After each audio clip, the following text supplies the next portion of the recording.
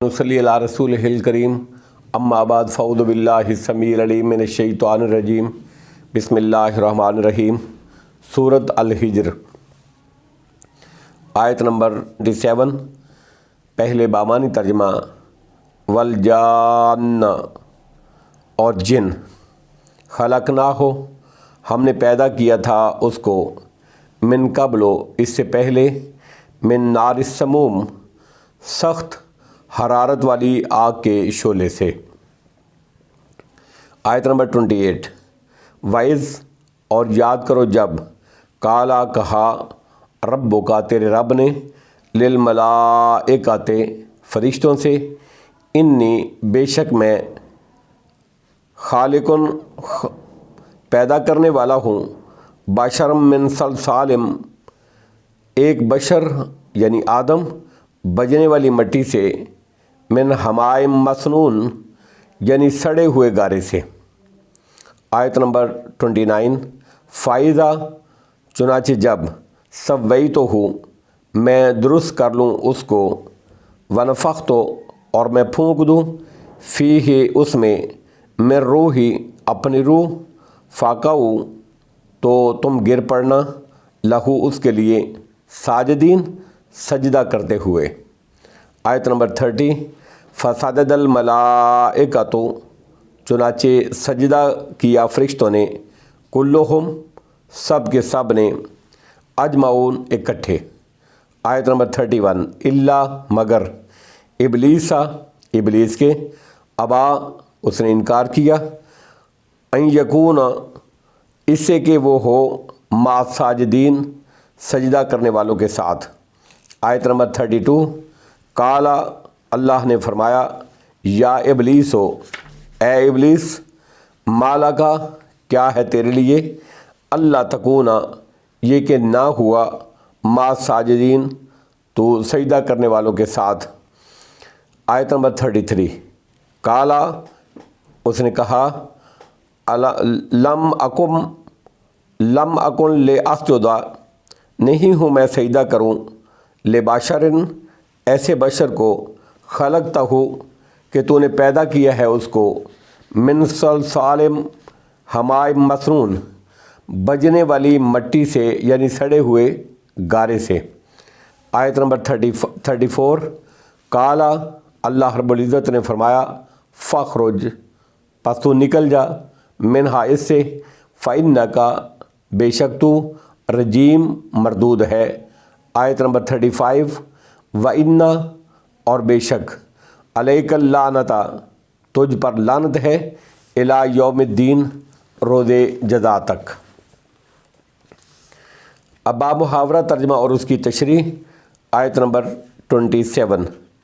वल जान्न खलकनाहु मिन कब्ल मिन नारिन समूम और इससे पहले जिन्नों को हमने सख्त हरारत वाली आग से तख्लीक किया। जिन को जिन इसलिए कहा जाता है कि वो आँखों से नज़र नहीं आता। सूरह रहमान में जिन्नात की तख्लीक मारजम मिन नार से बतलाई गई है और सही मुस्लिम की एक हदीस में भी यही फरमाया गया है। सही मुस्लिम की हदीस नंबर 2996। खुलिकतिल मलाइकातु मिन नूरिन व खुलिकल जान्नु मिन मारजिम मिन नार व खुलिका आदम मिम्मा वसिफ़ लकुम। इस इतबार से लौ वाली आग या आग के शोले या हरारत वाली आग सबका एक ही मतलब होगा। आयत नंबर 28। व इज़ काल रब्बुका लिल मलाइकाते इन्नी खालिकुम बशरुम मिन सलसालिम हमाइम मसनून और जब आपके रब ने फरिश्तों से कहा बेशक मैं सड़े गारे की खनखनाती मिट्टी से एक बशर तख्लीक करने वाला हूँ पैदा करने वाला हूँ। आयत नंबर 29। फ़ाइज़ा सब वही तो हूँ वनफ़ख तो फ़ीहि मिन रूही फ़ाकाहू लहू साजिदीन फिर जब मैं उसको दुरुस्त कर लूँ और अपनी रूह से उसमें फूँक दूँ तो उसके आगे सजदा करते गिर पड़ें। सजदे का ये हुक्म बतौर ताज़ीम था ना कि इबादत के तौर पर था।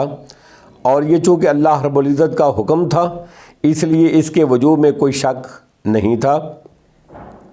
تاہم شریعت محمدیہ میں بطور تعظیم بھی کسی کے لیے سجدہ کرنا جائز نہیں ہے، بے شک کوئی پیر ہو، کوئی فقیر ہو، کوئی بڑا ہو، کوئی عالم ہو، نبی ہو، پیغمبر ہو، اس کو بھی سجدہ کرنا جائز نہیں ہے، اس لیے کہ نبی اکرم صلی اللہ علیہ وسلم نے اس سے منع فرما دیا تھا۔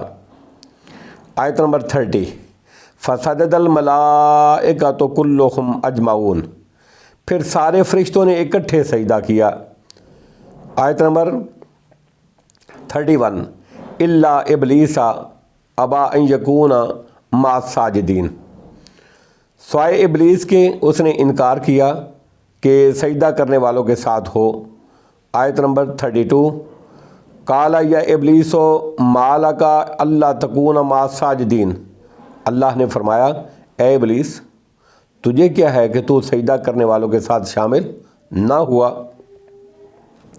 آیت نمبر 33، قال الم اکن لاسجد لبشر خلقتہ من صلصال حمائم مسنون، اس نے کہا میں ایسا نہیں کہ ایک بشر کو سجدہ کروں جس کو تو نے سڑے گارے کی کھنکھناتی مٹی سے پیدا کیا۔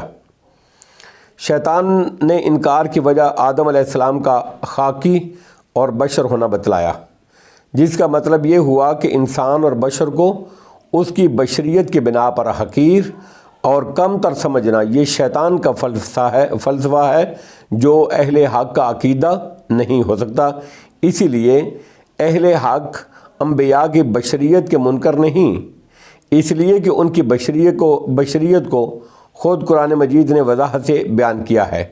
اس کے علاوہ بشریت سے ان کی عظمت اور شان میں کوئی فرق نہیں پڑتا۔ اس نے کہا میں ایسا نہیں کہ میں ایک بشر کو سجدہ کروں جس کو تو نے سڑے گارے کی کھنکھناتی مٹی سے پیدا کیا۔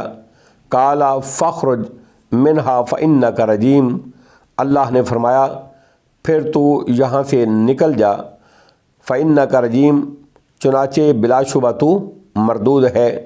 آیت نمبر 35، وإن علیک اللعنۃ الی یوم الدین، اور بے شک تجھ پر یوم جزا تک لعنت ہے۔ واللہ عالم بالصواب، وآخر دعوانا ان الحمد للہ رب العالمین۔